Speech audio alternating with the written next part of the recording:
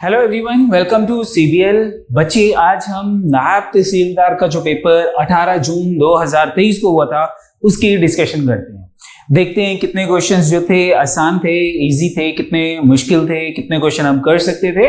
तो one by one question discuss करते हैं। क्वेश्चन है हमारे पास, you are shown a simple analog clock with an hour hand and minute hand. If the time shown in the clock is exactly 12:15, what is the angle between the hour hand and the minute hand. तो सबसे पहले हम यहां पे 12:15 draw करते हैं बच्चे। ये 12 है, ये 6 है, 3, 9, 1, 2, 4, 5, 7, 8, 10, 11। जिस टाइम पे 11:15 होगा, मिनट हैंड की पोजीशन 3 पे होगी और आवर हैंड थोड़ा सा 12 से आगे होगी। ठीक है, जिस टाइम एग्जैक्टली 12 o'clock था, हमारी आवर हैंड की पोजीशन एग्जैक्टली 12 o'clock पे होगी। जिस टाइम पे एग्जैक्ट 12 o'clock था, तो 2 और 3 के बीच में ये एंगल 30 डिग्री का, 1 और 2 के बीच में this angle is 30 degree, 30 degree, 30 degree, और 12 to 1 के बीच में ये होल एंगल, फुल एंगल बच्चे 30 डिग्री का है। तो 30 + 30 + 30 90, हमारा आंसर 90 से कम होना चाहिए। तो एग्जैक्टली 90 डिग्री नहीं हो सकता, ए इज द रॉन्ग आंसर। उसके बाद जिस टाइम पे एग्जैक्टली 12 o'clock था, हमारी आवर हैंड 12 पे थी, हमारी आवर हैंड को इस पोजीशन पे आने के लिए कितना टाइम लगा। ये जो डिस्टेंस है, ये जो मूवमेंट है, ये हमारी आवर हैंड ने 15 मिनट्स में कवर की है। तो आवर हैंड जो है वो 1 मिनट में ½ डिग्री का एंगल बनाता है। 15 मिनट्स में, आवर हैंड की बात कर रहे हैं हम, 15 मिनट्स में ½ × 15 यानी कि ये 7.5 डिग्री का एंगल बनाएगा, 7.5 degree. It mean this angle is 7.5 degree. ये 12 to 1 के बीच में होल एंगल 30 डिग्री का होता है। 30 में से ये अबव एंगल 7.5 डिग्री हम माइनस कर लेते हैं। मेरे पास ये जो एंगल है ये 22.5 डिग्री आ जाएगा। तो what is the angle between when the time shows 12:15, 22.5 + 30 + 30 60 add कर लेते हैं, हमारे पास 82.5 डिग्री एंगल आ जाएगा। That is given in the D option, that is your answer.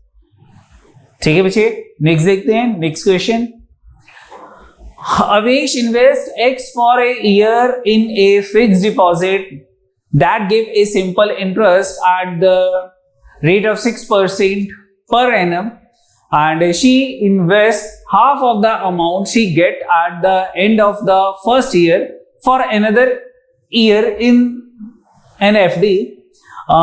In the FD that give 5% per annum, जो कि again उसको 5% per annum simple interest, 5% simple interest, and spend half of the remaining amount and let the rest of the amount in her saving account, which give a simple interest of 3%. तो with no other income and expenditure, if she has 99,534 at the end of the second year, then x is equal to what? हमें x की value calculate करनी है कि x की value क्या होगी। ठीक है, तो सबसे पहले x की वैल्यू कैलकुलेट करते हैं। सबसे पहले x रुपीस थे हमारे पास, इसको हमने 6% सिंपल इंटरेस्ट पे इन्वेस्ट कर दिया, 6%। ऐसे करते हैं कि यहां पे आप x की वैल्यू जो है बच्चे वो लेट भी कर सकते हो, x लेके भी क्वेश्चन सॉल्व कर सकते हो। अगर मैं x की वैल्यू जो है वो लेट कर लेता हूं कि x की वैल्यू 200 है, मैंने लेट कर ली 200 रुपीज। तो 200 रुपीज को मैंने इन्वेस्ट किया सिंपल इंटरेस्ट पे। क्या रेट ऑफ इंटरेस्ट था? 6% पर एनम। तो इंटरेस्ट कितना मिलेगा मुझको आफ्टर 1 ईयर? तो that is ₹12। After 1 year interest हो जाएगा, तो 1 साल के बाद जो टोटल मनी हमारे पास आएगी दैट इज 200 प्रिंसिपल + 12 यानी कि 212 रुपीज आएगी आफ्टर 1 ईयर। अब उसके बाद उसने क्या किया कि 212 का हाफ, इसका हाफ कितना हो जाएगा? इसका हाफ आ जाएगा मेरे पास 106 और रिमेनिंग रह जाएगा मेरे पास 106। अब ये जो 106 था इसको मैंने फर्दर इन्वेस्ट किया एट द रेट ऑफ 5%। 106 को हमने फर्दर इन्वेस्ट किया एट 5% इंटरेस्ट, तो आफ्टर अनदर 1 ईयर हमें कितना इंटरेस्ट रिसीव होगा, इसको मल्टीप्लाई कर लेते हैं। ये मेरे पास आ जाएगा 530 अपॉन 100, तो 5.3 rupees as a interest receive होगा। और हमारे पास 106 रुपीज थे, इसमें 5.30 ऐड कर लेते हैं, तो ये आ जाएगा 111.30। ये मेरे पास आफ्टर अनदर 1 ईयर के बाद मेरे पास जो हाफ अमाउंट मैंने इन्वेस्ट किया था वो आ जाएगा।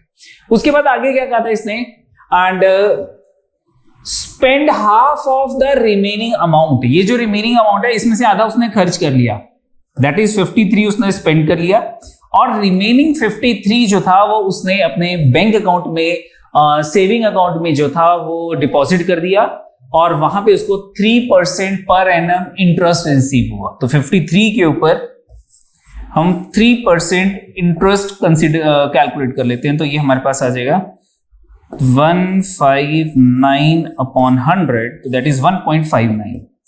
तो 1.59 में अगर मैं 53 ऐड कर लेता हूं तो उसको यहां से कितने रुपीस रिसीव होंगे, 54.59। ये अमाउंट उसको रिसीव हुआ जो उसने बैंक में डिपॉजिट किया था, ये उसने फर्दर जो इन्वेस्ट किया था उसके ऊपर था। उसके पास टोटल मनी कितनी हो जाएगी, दोनों को प्लस कर लेते हैं, ये हमारे पास आ जाएगा 89.4 प्लस 1 5 5 प्लस 1 6 165.89 रुपीज उसको रिसीव होगा eight the end of 2 year. उसने 200 रुपए इन्वेस्ट किए थे स्टार्टिंग में, उसके पास 200 रुपीज थे जो कि मैंने एक्स की वैल्यू ली थी, तो और उसके पास at the end of 2 year 165.89 था। अब इन्होंने कहा था अगर उसके पास at the end of 2 year 99,534 होगा तो उसने स्टार्टिंग में कितनी इन्वेस्टमेंट की होगी। सिंपल यूनिटरी मेथड लगाते हैं कि अगर उसके पास 165.89 था आफ्टर 2 ईयर, तो उसकी इनिशियल इन्वेस्टमेंट 200 की थी। अगर ये 1 होगा तो उसकी इनिशियल इन्वेस्टमेंट 200 डिवाइडेड बाय 165.89, और eight the end of 2 year अगर उसके पास 99,534 तो उसकी इनिशियल इन्वेस्टमेंट कितनी हो जाएगी, मल्टीप्लाई 99,534, ये आ जाएगा।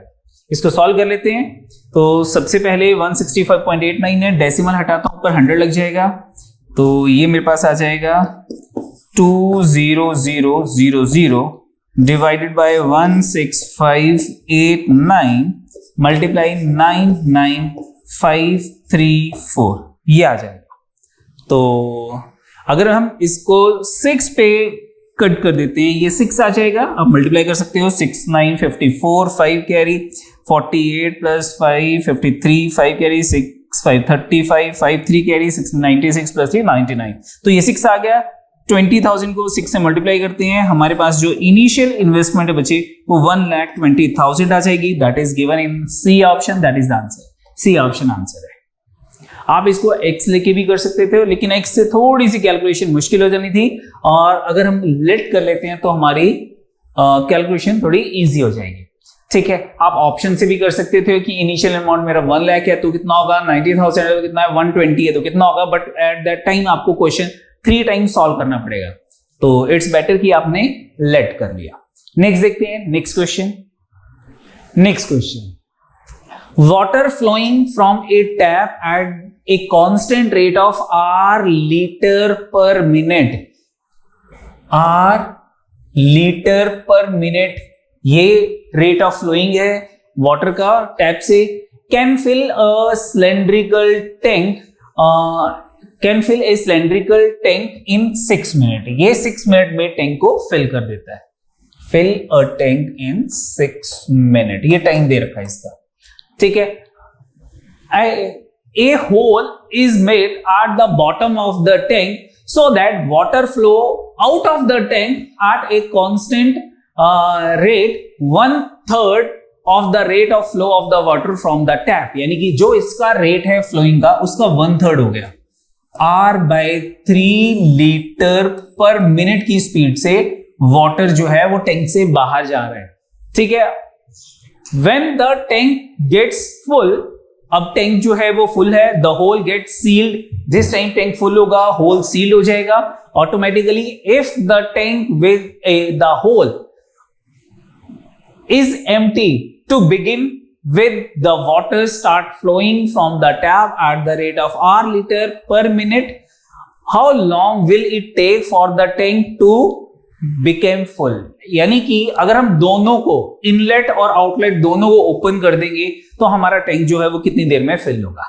ठीक है, तो सबसे पहले यहां पे हम ऐसे करते हैं कि हम r की अपनी वैल्यू लेट कर लेते हैं। r की वैल्यू हम 3 ले लेते हैं कि जो वर्क है that is 3 litre per minute. 1 minute में 3 लीटर जो है वो टैंक के अंदर फिल हो रहा है। ठीक है, तो टोटल वाटर कितना चाहिए टैंक में? 6 मिनट में टैंक फिल हो जाता है। It mean total capacity of the tank कितनी होगी? टोटल वर्क कितना हो गया मेरे पास? 6 × 3 यानी कि 18 लीटर ये टोटल कैपेसिटी हो जाएगी। ठीक है, मैंने आर की वैल्यू 3 ली क्योंकि यहां पे 1/3 था। आर की वैल्यू 3 ले ली, 3 लीटर पर मिनट, 6 मिनट में टैंक फिल हो जाता है। Total capacity of the tank 18 litre हो जाएगी। तो ये तो थी इनलेट पाइप का वर्क। 1 मिनट वर्क कितना है इनलेट पाइप का? इनलेट पाइप का जो 1 मिनट वर्क है that is 3 litre. Outlet pipe का कितना हो जाएगा? आउटलेट का हमारे पास आ जाएगा 3/3 यानी कि 1 लीटर पर मिनट। ये आउटलेट का आ गया। ठीक है, अब इन्होंने क्वेश्चन क्या पूछा था? अगर दोनों एक साथ काम empty is begin with the water start flowing from the tap at the rate of r litre per minute, how long will it take to become full? अगर दोनों पाइप एक साथ काम करती हैं तो दोनों का टुगेदर 1 मिनट वर्क कितना हो जाएगा? Together 1 minute work is equal to, inlet pipe 3 litre fill करती है, आउटलेट पाइप 1 लीटर बाहर फेंक देती है, तो 1 मिनट का जो टुगेदर वर्क है वो 2 लीटर रह जाएगा। तो ये 18 लीटर कितनी देर में फिल होगा? हमें टाइम निकालना है। Time to fill the tank is equal to total work divided by together 1 minute work, तो 18/2 यानी कि 9 मिनट।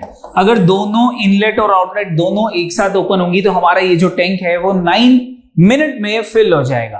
और 9 minute is given in option B, तो that is the answer. B option हमारा आंसर हो जाएगा। ठीक है, नेक्स्ट देखते हैं।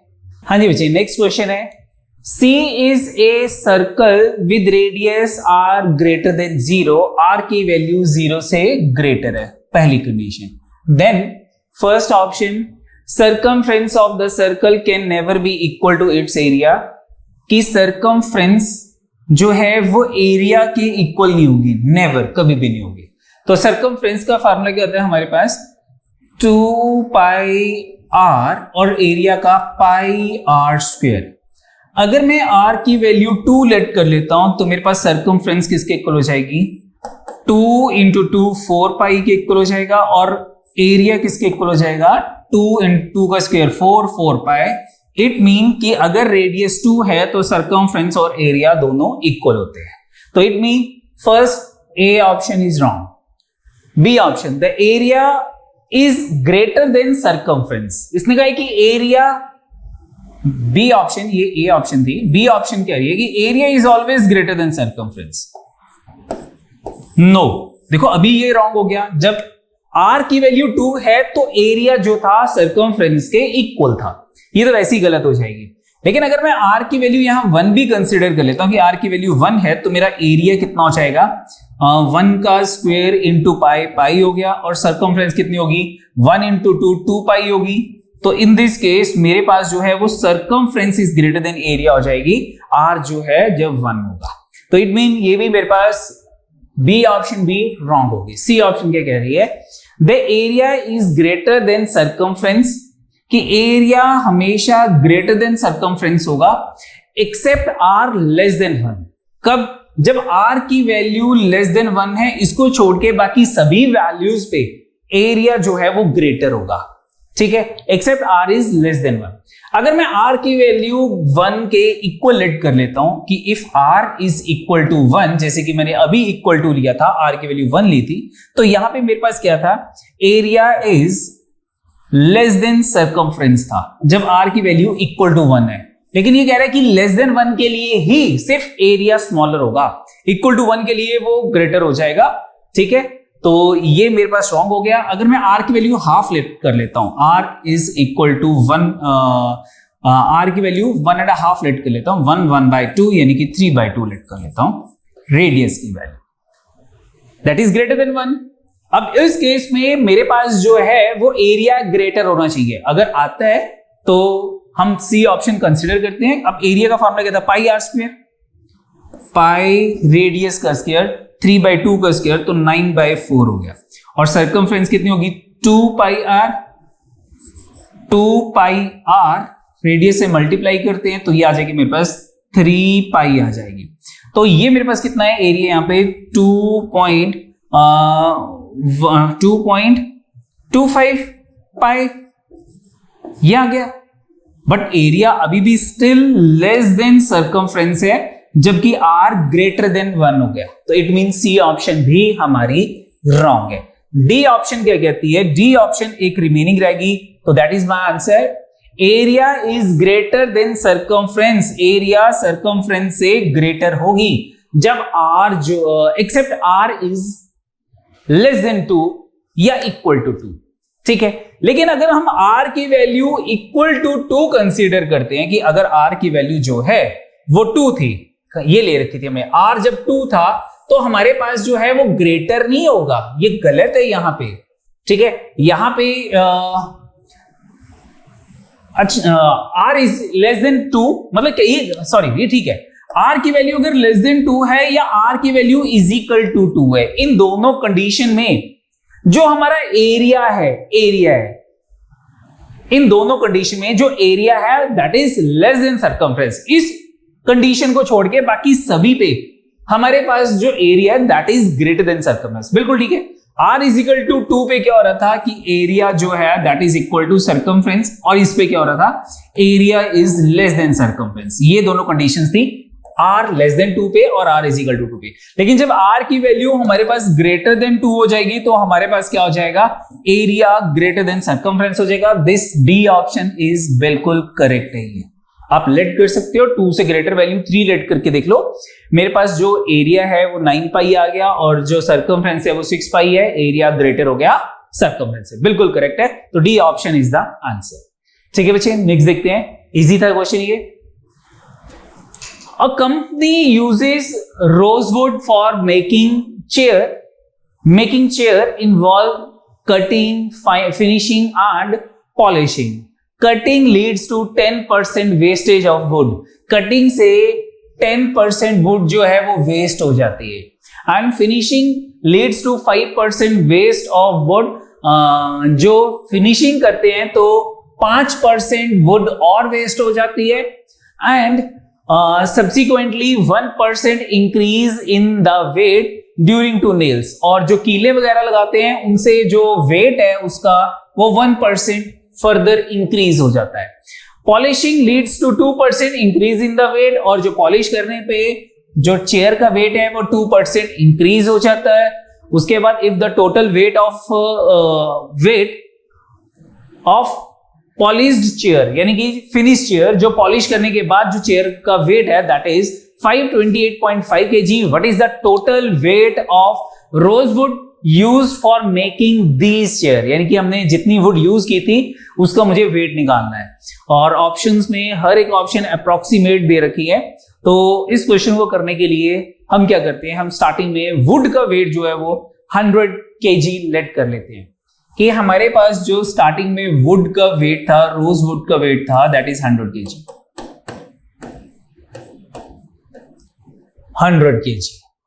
ठीक है, और इसके बाद इसकी स्टार्टिंग में 10%, कटिंग में 10% जो वेस्टेज चलेगी, तो इसका 10% कैलकुलेट करते हैं, वो मेरे पास जो था वो 10 kg आ गया। तो रिमेनिंग मेरे पास वेट कितना रह गया, 90 kg वेट रह गया आफ्टर कटिंग।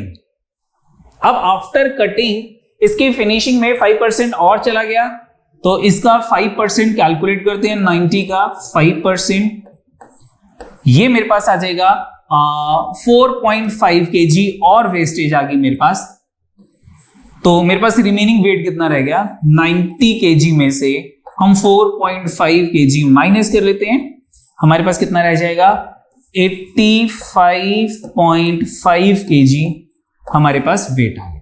अब ड्यू टू नेल्स जो वेट है वो कितना इंक्रीज हो जाता है, 1% वेट इंक्रीज हो जाता है। इस वैल्यू का हम 1% कैलकुलेट कर लेते हैं तो हमारे पास आ जाएगा 0.855 ये आ गया।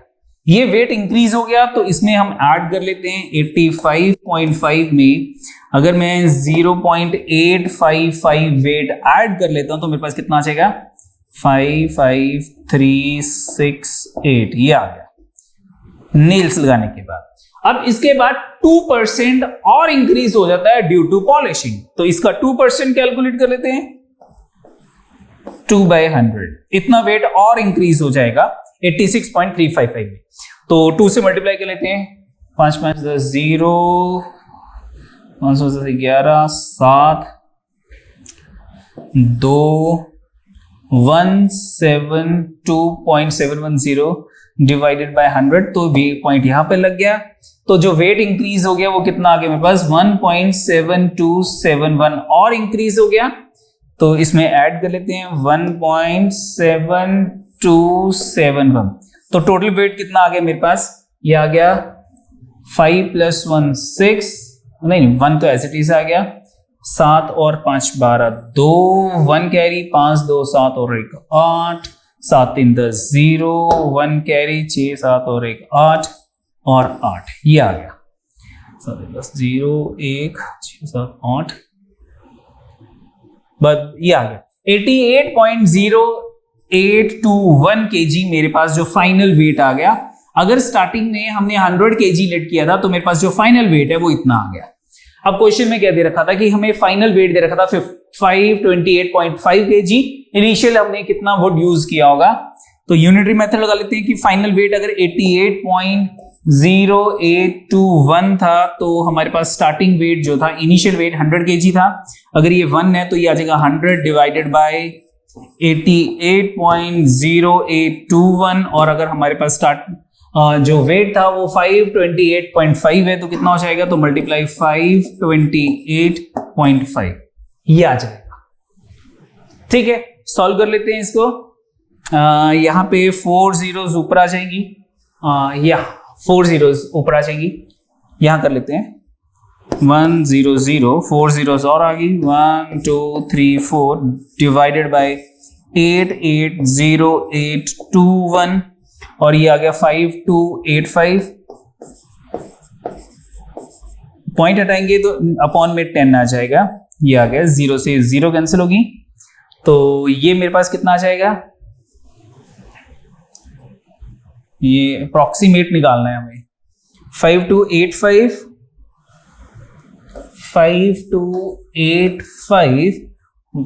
5 zeros 1 2 3 4 5 डिवाइडेड बाय 880821 3 3 6 3 4 5 3 3 6 इसकी कटिंग कर लेते हैं। ये मेरे पास आ जाएगा, ऑप्शन चेक करते हैं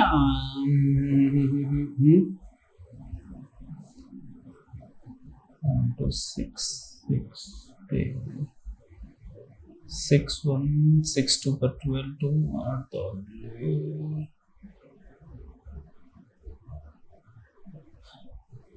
इसको 6 से अगर मैं 880821 को 6 से मल्टीप्लाई करता हूं तो कितना आ जाएगा, ये 6 6 2 12 2 1 कैरी 48 49 6 8 48 4 48 प्लस 4 52 528496 तो 528496 तो दिस इज अप्रोक्सीमेट 6 टाइम्स, ये 6 टाइम्स है तो 6 into 00 तो दैट इज 600। हमारे पास जो अप्रोक्सीमेट वैल्यू है वो 600 kg आ जाएगी। ए option is the answer, A option हमारा आंसर है। Approximate 600 something is the answer. ठीक है अप्रोक्सीमेट ही निकालना था। नेक्स्ट देखते हैं next question. Next question, the expenses of A boarding house are partly fixed and partly vary with the number of boarders. The charges is 70 per head when there are 25 boarders. 25 boarders पे हमारे पास 70 per head expense था and 60 per head when there is 50 boarder. What is the charges per head when there are 100 boarders? चलो, तो हमारे पास यहाँ पे हम ये मान लेते हैं कि जो फिक्स्ड एक्सपेंसेस हैं पर हेड, फिक्स्ड एक्सपेंसेस हम x मान लेते हैं और पर हेड, और वेरिएबल जो है, वेरिएबल एक्सपेंसेस जो है वो हम y मान लेते हैं। तो अगर हमारे पास जो थे 70 स्टार्टिंग में कितना था हमारे पास 25 बॉर्डर टोटल वो थे, तो x प्लस एक का एक्सपेंस जो था वेरिएबल y था 25 का कितना हो जाएगा 25y, ये हमारे पास आ जाएगा, टोटल एक्सपेंस आ जाएगा। और यहां पे क्या दे रखा था कि 70 पर हेड है, तो 25 का एक्सपेंस कितना हो जाएगा मेरे पास 25 इंटू 70, ये टोटल एक्सपेंस आ जाएगा मेरे पास। ठीक है, तो ये जो फिक्स एक्सपेंसेस थे वो x ले लिए, वेरिएबल y ले लिए, 25 ऑर्डर्स थे तो 8 का y है, 25 का 25 हो गया, प्लस फिक्स्ड ऐड कर लिए, ये टोटल एक्सपेंसेस हो गए हमारे पास 25 बॉर्डर्स को एक हॉस्टल में रहने का खर्चा जो था, ठीक है, एक बोर्डिंग हाउस में रहने का खर्चा, ये टोटल आ गया। तो 70 पर हेड था, तो 25 को 70 से हमने मल्टीप्लाई कर लिया, तो ये मेरे पास आ जाएगा 25 into 7 1750 x plus 25y। This is the first equation, ये फर्स्ट इक्वेशन आ गई। सेकेंड टाइम क्या कहा है कि 160 per head when there are 50 boarders. अब 50 है तो x plus 50y is equal to 50 into 60, तो ये कितना हो जाएगा, ये 3000 आ गया। This is second equation.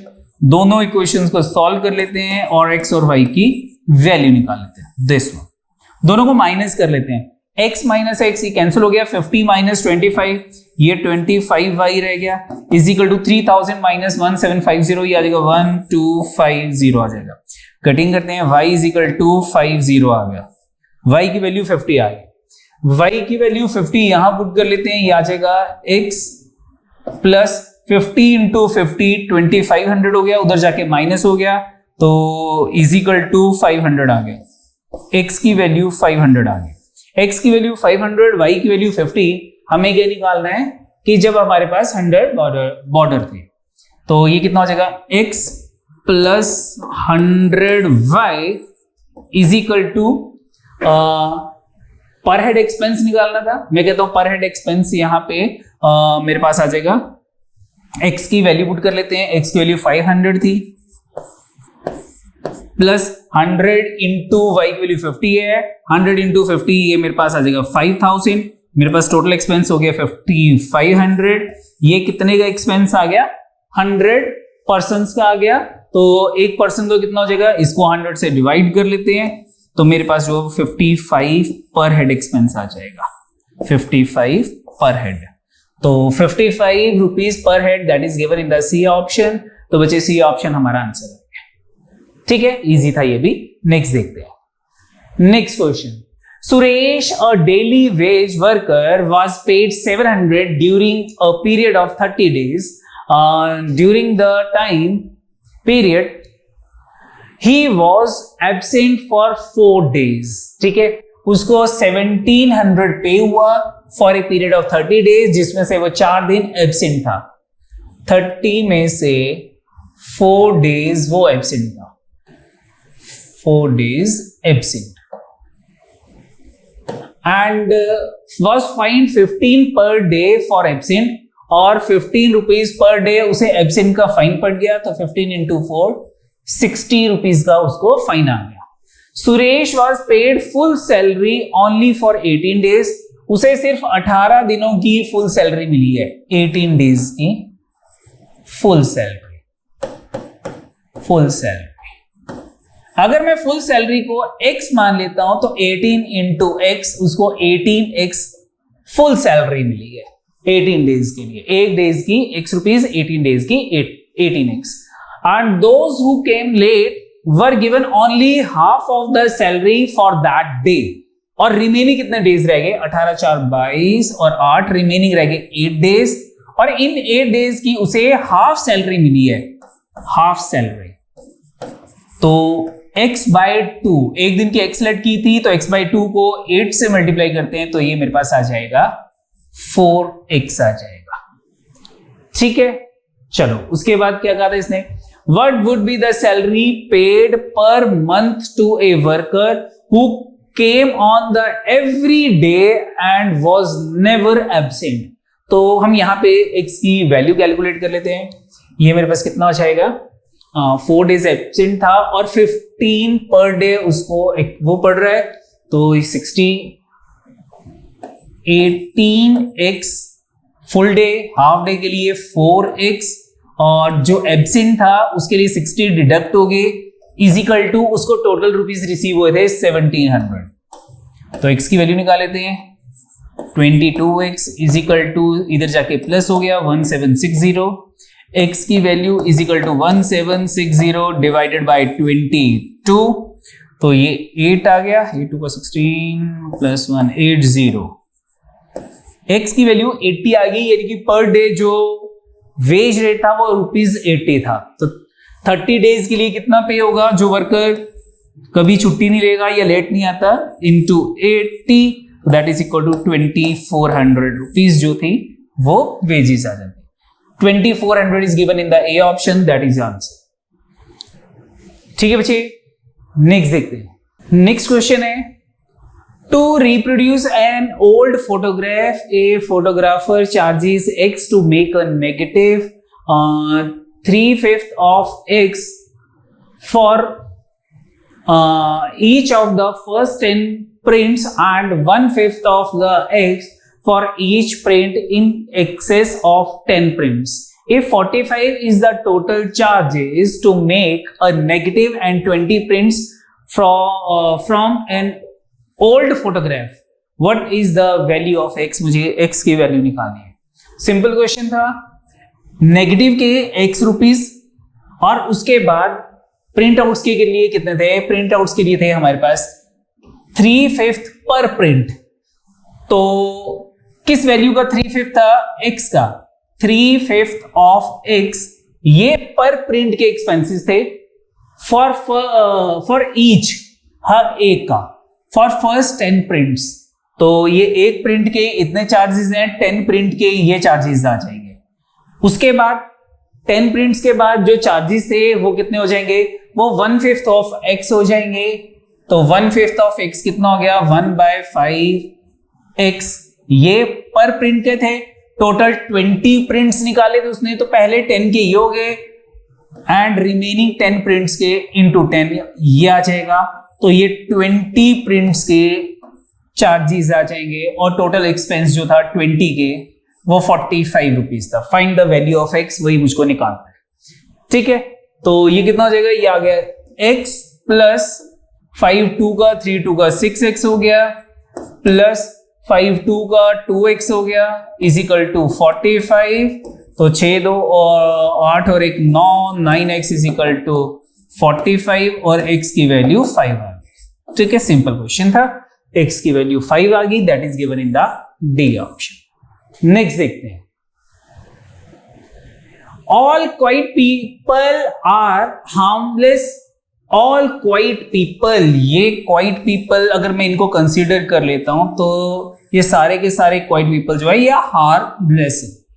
ठीक है, and no harmless people are easily identified।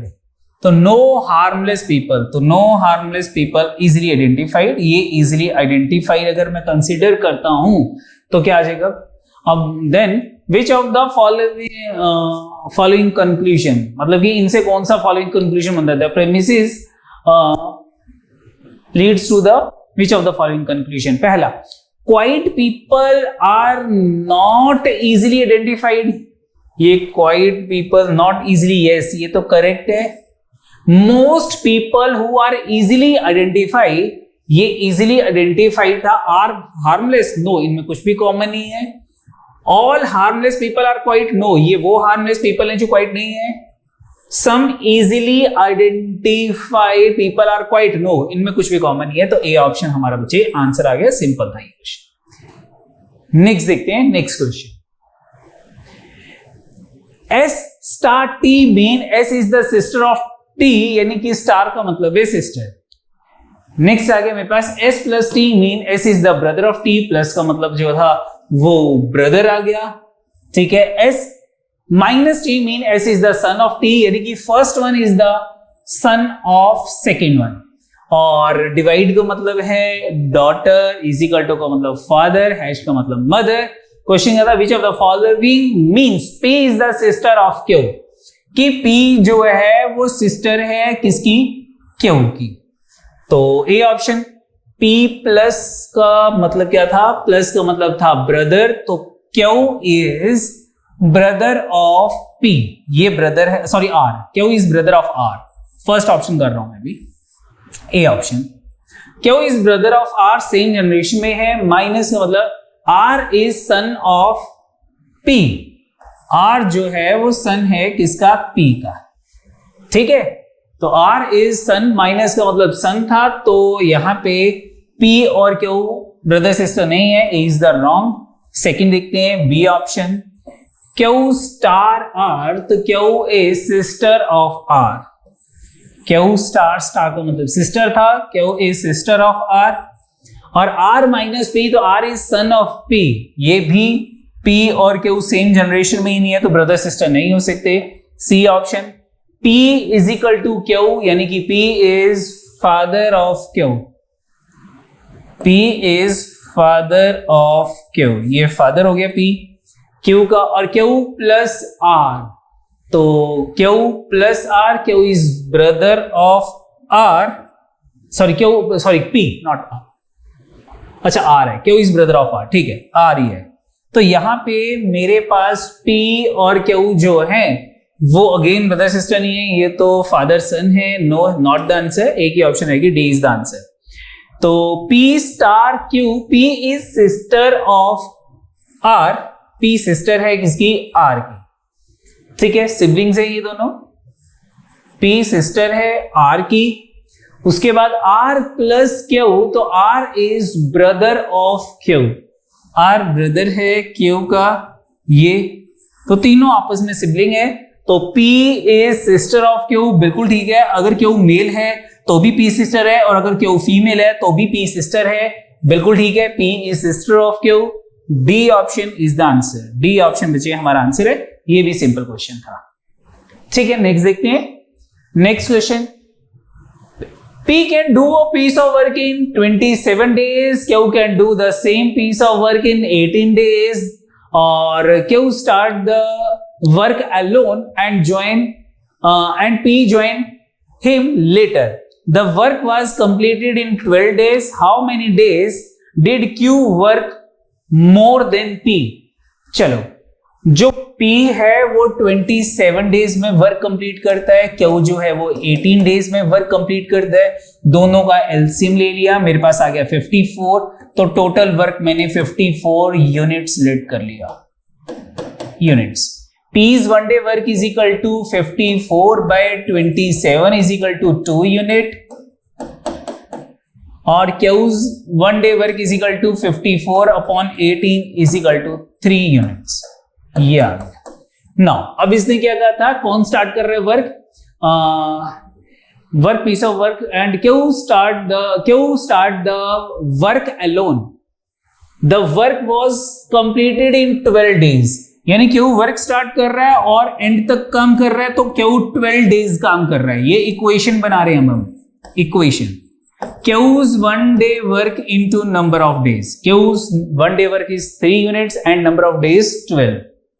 And मैं ये कह रहा हूं कि P ने X डेज काम किया, तो P is one day work into P के नंबर ऑफ डेज, P ने X डेज काम किया, is equal to work done by Q, work done by P is equal to total work that is 54 units. तो Q का 3 था, 3 into 12 36 आ गया। P का 1 day work 2 है, ये 2x हो गया is equal to 54। 36 right side जाके माइनस हो जाएगा, 2x is equal to 54 minus 36, ये आ जाएगा 18, 8 से 14, 3 4 5, तो x इज इक्वल टू 18/2 यानी कि 9। तो P ने कितने दिन काम किया था? P ने 9 डेज वर्क किया था। क्वेश्चन क्या था हमारे पास? क्वेश्चन था कि how many days did Q work more than P? Q 12 days काम कर रहा है, P जो है 9 डेज काम कर रहा है, तो 12 माइनस 9 यानी कि 3 days. Q work 3 more days than P, that is given in A option, that is your answer। तो A option हमारा आंसर है, ठीक है। ये भी सिंपल क्वेश्चन था। नेक्स्ट देखते हैं। Next question, Aman run at a speed of 50 metre per minute, ये अमन की स्पीड दे दी। Mohit follow him after an interval of 5 minutes and run at a speed of 60 metre per minute, ये अमन की स्पीड आ गई और वो 5 मिनट के बाद भागना शुरू कर रहा है। अमन जो है वो 50 मीटर पर मिनट की स्पीड से भाग रहा है और आफ्टर 5 मिनट मोहित भागना शुरू कर रहा है उसके पीछे at a speed of 60 metre per minute, ठीक है। And Mohit's dog run at a speed of 70 metre per minute and start along with Mohit, Mohit के साथ उसके डॉग ने भागना शुरू किया at a speed of 70 metre per minute and dog reach Aman and then come back to Mohit and continues to do so till Mohit reaches Aman. What is the total distance cover by the dog? जैसे कि ये अमन है, ये मोहित है, dog यहां से भागना शुरू कर रहा है, फिर वापस आ रहा है, मोहित यहां पहुंच गया, फिर वो भागना शुरू कर रहा है, फिर मोहित यहां पहुंच गया, फिर ऐसे भागना शुरू कर रहा है एंड सो ऑन, जब तक मोहित अमन को पकड़ नहीं लेता, ठीक है। तो सबसे पहले अमन जो है वो 5 मिनट पहले भागना शुरू कर रहा है, तो अमन ने 5 मिनट में कितना डिस्टेंस कवर किया होगा? Distance that is equal to speed into time. Speed है 50 मीटर और टाइम है 5 मीटर पर मिनट, तो हमारे पास जो है ये आ जाएगा 50 इंटू 5, 250 मीटर मेरे पास डिस्टेंस आ गया, 250 मीटर। उसके बाद डिस्टेंस आ गया मेरे पास। अब ये डिस्टेंस कवर करना है मोहित ने विद रिलेटिव स्पीड। अब उसकी रिलेटिव स्पीड क्या हो जाएगी? रिलेटिव स्पीड अमन जो है वो 250 मीटर आगे है मोहित से। जब मोहित ने भागना शुरू किया उसके पीछे, उसको चेज करना शुरू किया, अब ये 250 मीटर मोहित ने कवर करने हैं with relative speed. Relative speed क्या होगा? दोनों सेम डायरेक्शन में भाग रहे हैं तो दोनों की स्पीड माइनस हो जाएगी। 60 minus 50 is equal to 10 metre per minute. तो टाइम कितना हो जाएगा? Time is equal to distance divided by relative speed is equal to 25 minute. यानी कि मोहित जो है वो 25 मिनट में अमन को पकड़ लेता है। तो जो मोहित का डॉग होगा वो भी कॉन्टिन्यूसली 25 मीटर उन दोनों के बीच में भागा होगा, तो उसने कितना डिस्टेंस कवर किया होगा? Distance covered by the dog is equal to speed into time. Speed कितनी है डॉग की? 70 मीटर पर मिनट। टाइम कितना टाइम वो भागता रहा? 25 minute. 25 into 7, 1750 metre. This is the distance covered by the dog. तो 1750 is given in the D option which है, तो दैट इज योर आंसर। तो ये भी हमारा सिंपल क्वेश्चन था। बहुत सारे क्वेश्चन आपने ऐसे पहले किए होंगे, ठीक है। नेक्स्ट देखते हैं। नेक्स्ट क्वेश्चन है डाटा इंटरप्रिटेशन का क्वेश्चन है। Railway analyse the goods transported using its services across 5 different region of a country. The total goods transported in lakhs of tons, यानी कि जो भी गुड्स थे वो हमारे पास इन लाख टन्स हैं during 2018, 19 and 20 shown in the following bar graph. Good transported through railway, ये दे रखा है डाटा, डाटा रीड कर लेते हैं। हमारे पास रीजन कौन कौन से, north east, south, west, north east. Year 2018, 19, 20। ये 18 की वैल्यू 19 की 20 की लाख टन्स में है, 18, 19, 20 एंड सो ऑन। क्वेश्चन देखते हैं। सबसे पहला क्वेश्चन है, during the period 2018 to 20 for each of the region was the rate increased in goods transported second highest। मुझे सेकंड हाईएस्ट बताना है कि सेकंड हाईएस्ट कौन से थे 2018 to 20। तो ये है 4.5, ये है 12.5, तो कितना इंक्रीज है इसमें, माइनस कर लेते हैं।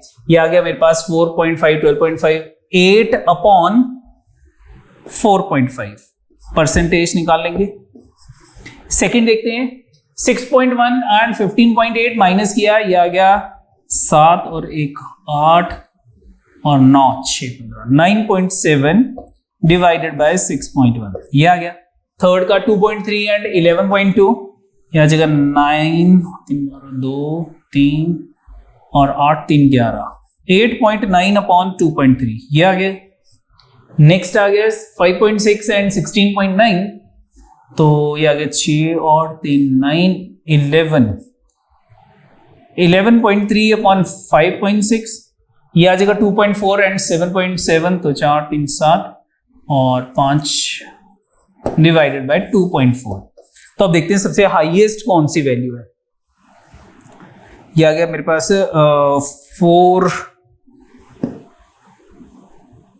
4.5। अगर मैं 4.5 का डबल करता हूं तो 9 आ गया, ये डबल से कम है, लेस देन 2 है। 6 का डबल करता हूं तो ये भी लेस देन 2 है। 2.3 का अगर मैं डबल करता हूं तो भी मेरे पास 4.6 है, तो ये मोर देन 2 है। 3 3 का 9, 3 2 का 6 4, ये मोर देन 3 है, मोर देन 3।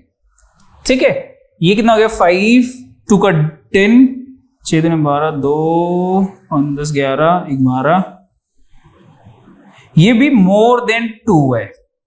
ठीक है, और ये कितना है 2.4 to 5.7, 4 4 8 4, ये भी मोर देन 2 है। तो सबसे हाईएस्ट जो था वो तो मेरे पास ये है, सबसे हाईएस्ट जो मोर देन 3 है। लेकिन मेरे से क्वेश्चन में क्या पूछा था, क्वेश्चन था कि increase in the second highest, second highest कौन सा है। तो सेकंड हाईएस्ट ये तो वेस्ट है, ये नॉर्थ ईस्ट है, और west is not given in any option, तो हमारा जो था वो north east, C option is the answer. C option बचे हमारा आंसर है सेकंड हाईएस्ट। ठीक है, अगर सेकंड हाईएस्ट मेरे पास जो है वो वेस्ट होता तो यहां पे या तो वेस्ट होता या नॉन ऑफ दीज होता, but that is not given. तो ऑब्वियस ही बात है कि जो मेरे पास सेकंड हाईएस्ट है वो 5.3 ही है। वैसे भी अगर आप देखोगे तो 5.6 का जो डबल होता है that is 11.2, very very nearest to 11.3, but 2.4 का डबल 4.8 है, this is 5.3, that is more than 2 से बहुत ज्यादा है ये। ठीक है, तो second highest is north east, that is given in C option. C option is the answer. Next देखते हैं, what is the approximate good transported in north in 2018? North in 2018, ये नॉर्थ है 2018 में 4.5 lakhs है, 4.5 lakhs। To that the good transported in north east in 2020, north east 2020 में 7.7 है, divided by 7.7। क्या निकालना है उसको, परसेंटेज निकालनी है, तो डिवाइड कर लेते हैं इनको, कितना हो जाएगा, अप्रोक्सीमेशन निकाल लेते हैं। नन ऑफ द अबव भी है, चलो फिर भी अप्रोक्सीमेशन देखते हैं। 45 अपॉन 77, अगर 10% ऑफ डिनोमिनेटर करते हैं 7.7 आ गया, और 7.7 को अगर मैं 6 से मल्टीप्लाई करता हूं तो ये आ गया 60%, और ये जगह 6 7 42 4 42 और 4 46 46.2। अगर न्यूमिनेटर में 46.2 होता तो मेरा आंसर एग्जैक्टली 60% होता, but this is less then 46.2, 45 है, तो मेरा आंसर लेस देन 60% होगा और नियरेस्ट टू 60% होगा। ठीक है, ए और बी तो बिल्कुल आंसर नहीं होंगे, these two are not the answer, ये तो आंसर ही नहीं है। एग्जैक्ट निकालना है तो मैं देख लेता हूँ कितना ज्यादा है, ये 1.2 ज्यादा है, 1.2 की परसेंटेज निकाल लेते हैं। 10% 7.7 था, 1% 0.77 हो जाएगा। अगर मैं इसको इंटू 2 करता हूँ, 2% कैलकुलेट करता हूँ, तो ये आ जाएगा मेरे पास 7 7 14 और 15, 1.54।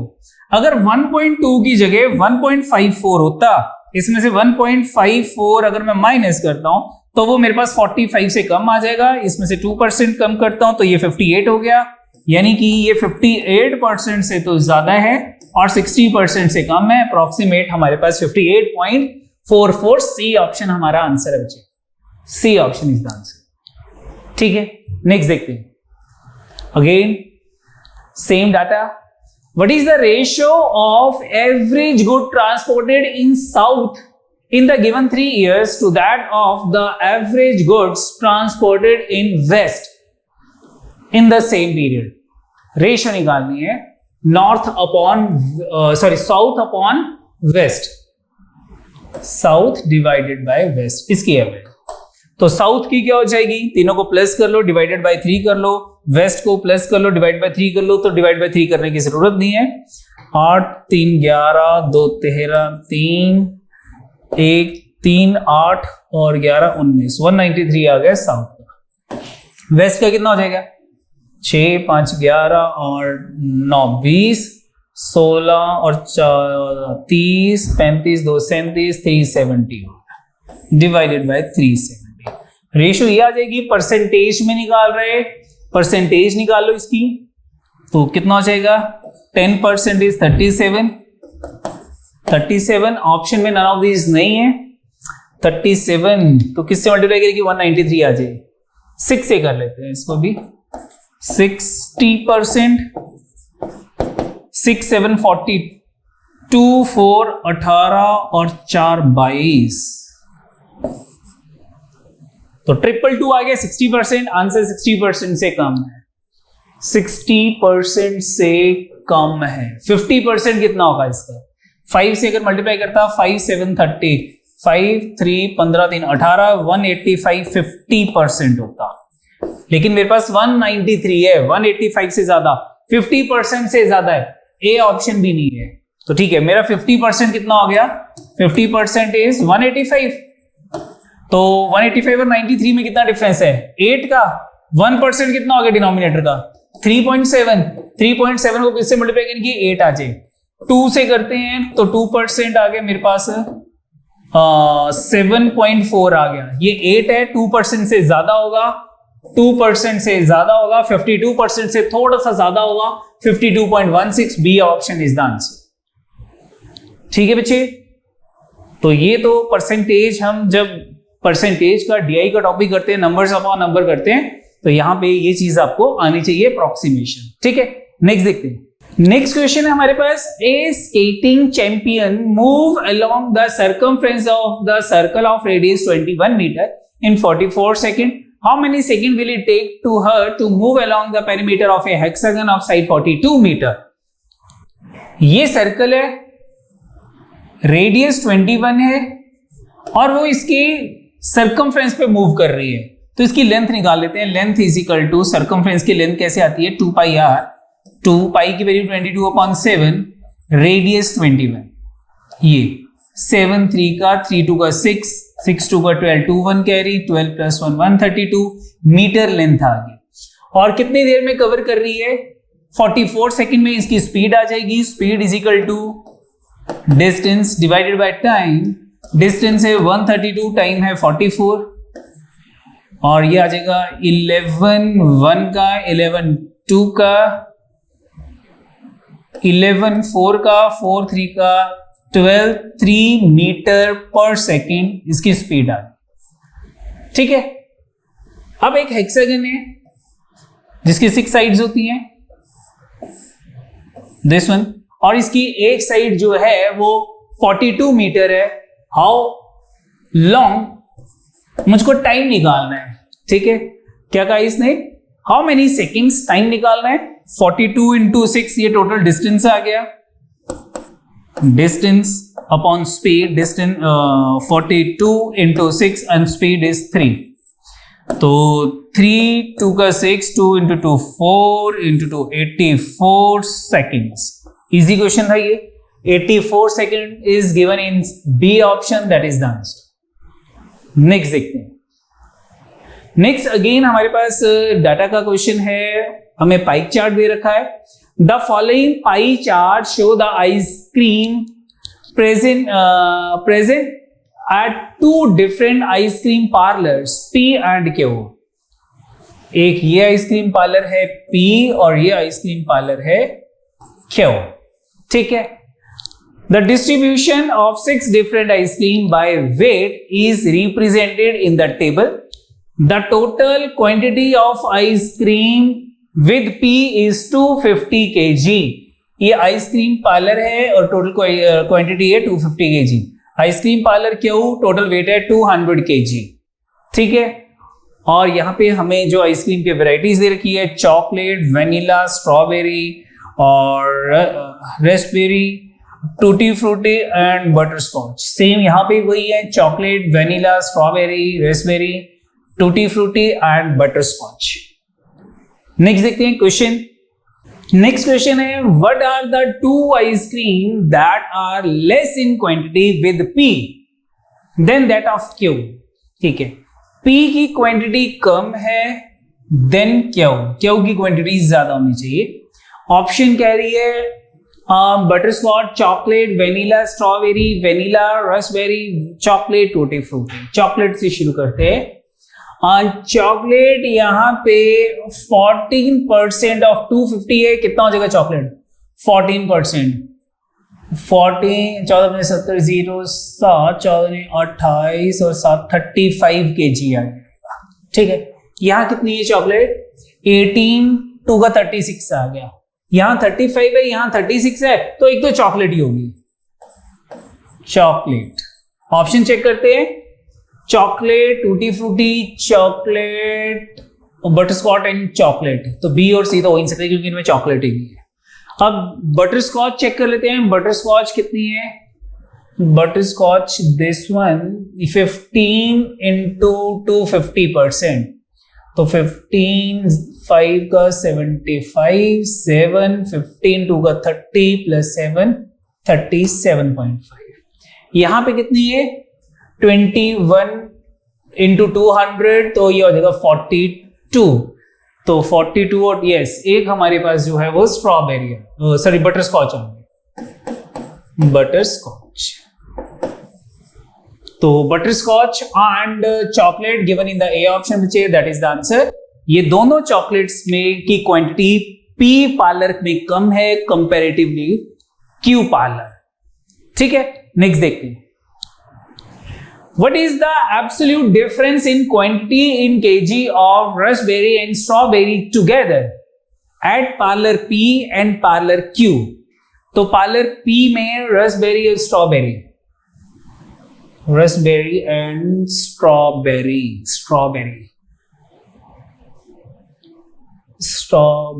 तो ये आ गया 15 250 कितना हो जाएगा? 15 5 75 7 37.5 आ गई. 37.5. और दूसरी कौन सी थी हमारे पास? Raspberry and strawberry. Raspberry and strawberry. This one 21%. हाँ 21%. तो 21% ऑफ 250, 0 कट गया, 25 1 का 25 2 50 52.5 ये हो गया. दोनों का टोटल कितना हो गया? 5 5 10 0 7 2 9 1 10 0 1 90 आ गया दोनों का टोटल. 5 3 8 और 1 9. ठीक है. यहाँ पे कैलकुलेट कर लेते हैं. 21% ऑफ 20 ये तो 42 हो गया. दूसरा कौन सा था? 13% ऑफ 20 13 2 का 26 हो गया, प्लस किया 6 2 8 4 2 6 68 हो गया. 90 माइनस 68 22 आ गया. 70 80 90 बिल्कुल ठीक है. 22 that is given in the A option. तो मुझे ए ऑप्शन हमारा आंसर आ गया. सिंपल क्वेश्चन था ये, सिंपल सेट था हमारे पास. नेक्स्ट देखते हैं. Next question. A, B, C, D, E, F, G, H and I are 9 houses. C is 3 kilometer east of B, A is 2 kilometer north of B and H is 4 kilometer south of A. G is 2 kilometer west of H while D is 4 kilometer east of G, F is 4 kilometer north of G. I is situated just in the middle of B and C while E is just in the middle of H and D. Find the distance between E and G. चलो करते हैं question बच्चे। सबसे पहले C is 3 kilometre east of B। अगर ये B है, B की ईस्ट पे 3 किलोमीटर पे ये डिस्टेंस 3 किलोमीटर हो गया। C आ गया। C is 3 kilometre east of B। A is 2 kilometre north of B। 2 kilometre, ये 2 किलोमीटर हो गया और ये A आ गया। A उसके बाद A is 2 kilometer north of B and H is 4 kilometer south of A. 4 kilometre, तो 2 तो ये हो गया, 2 और चले जाते हैं नीचे, this 2 और ये मेरे पास कौन सा आ गया, कौन सा हाउस आ गया, H, ये हाउस H हो गया, H। उसके बाद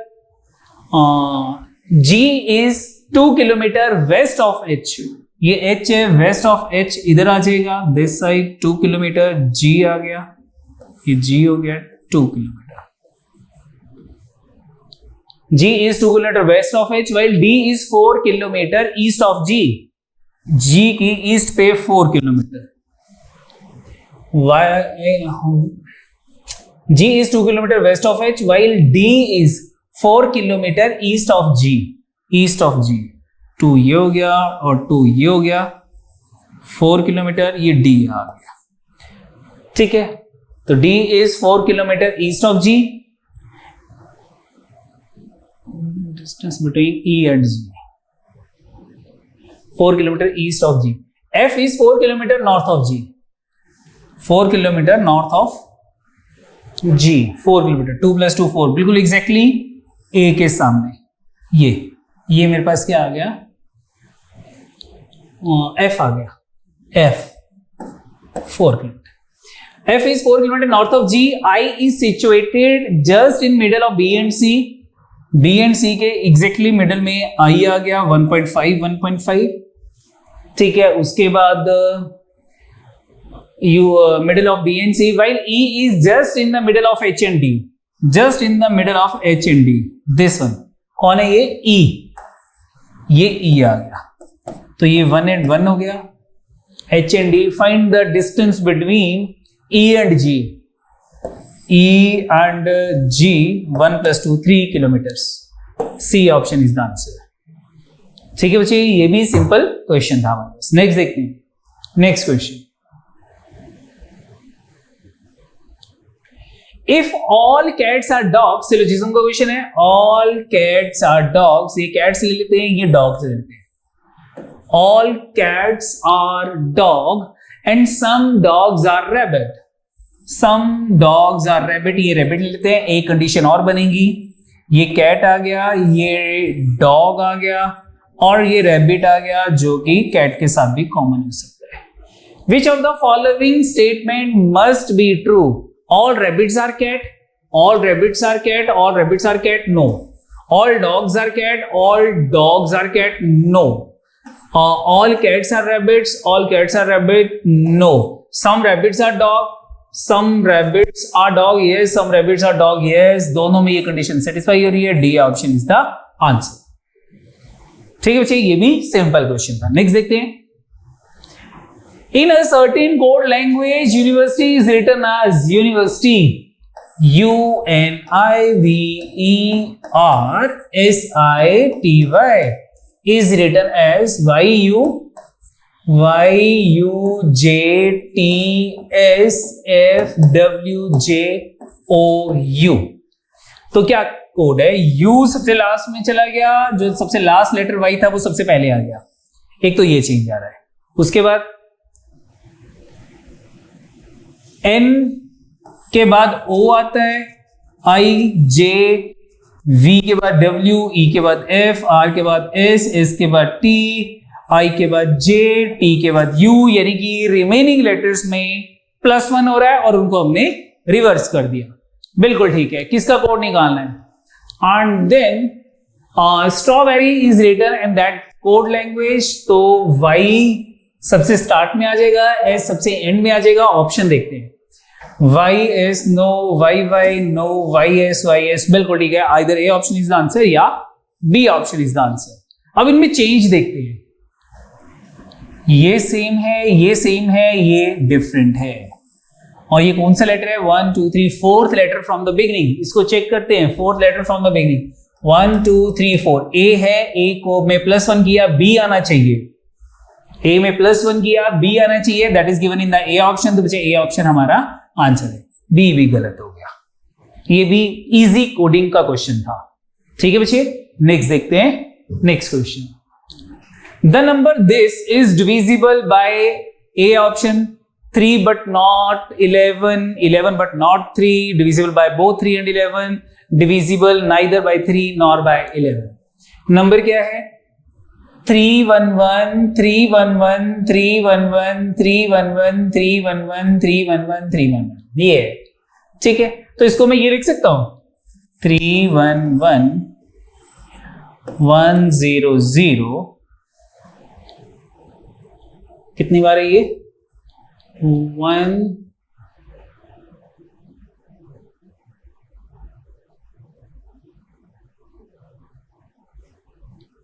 1 2 3 4 5 6 7। तो इसको हम लिखते हैं 1 2 3 4 5 6 1 2 3 4 5 6 and 7, दिस वन। ठीक है, अगर 311 को मैं इससे 1 से मल्टीप्लाई करूंगा तो 311 आ गया, फिर इससे करूंगा तो फिर 311 आ गया, 1 से करूंगा 311 आ गया, 1 से करूंगा 311 आ गया, 1 से करूंगा 311 आ गया, 1 से करूंगा 311 आ गया, 1 से करूंगा 311 आ गया। ठीक है, 2 3 4 5 6 7। अगर ये नहीं भी लिखना तो भी देखते हैं, डिविजिबल बाय 3 है। कोई भी नंबर जो 3 से डिविजिबल होगा, sum of the digit multiple of 3 होनी चाहिए। ये 3 कट गया, 3 तो वैसे ही सारे कट जाएंगे। अब 1 1 कट करते हैं, 1 2 3 ये भी कट गया, 1 2 3 ये भी कट गया, 1 2 3 ये भी कट गया, 1 2 and 3 ये भी कट गए, 2 1 रह गए, नॉट डिविजिबल बाय 3 हो गया। तो divisible by 3 and no divisible by 3 no, ये दोनों ऑप्शंस तो एलिमिनेट हो गए। अब 11 से चेक कर लेते हैं। अब 11 से चेक करने के लिए या तो आप ऑड डिजिट और इवन डिजिट को प्लस करके माइनस कर लो। ठीक है, अदरवाइज अगर मैं यहां पे देखता हूं तो इसके ऑल्टरनेट नंबर्स जो हैं, मेरे पास 7 टाइम्स 1 है। तो 7 टाइम्स 1 में ऑड और इवन प्लेस पे कभी भी डिफरेंस 0 या 11 का मल्टीपल नहीं बनेगा। ठीक है, आप खुद देख लो, ये 1 हो गया, ये हो गया, फिर ये हो गया, फिर ये हो गया, फिर ये हो गया, फिर ये आ गया, फिर ये आ गया, फिर ये आ गया, फिर ये आ गया, फिर ये आ गया। देखो कितने 1 हो गए, 1 2 3 4 1 हो गए और 1 2 3 1 रह गए। तो यानी कि 3 आ गया, नॉट मल्टीपल ऑफ 11 होगा। This number is not multiple of 11। और मल्टीप्लाई ये था, ये भी 11 का मल्टीपल नहीं है, तो whole number is not multiple of 11।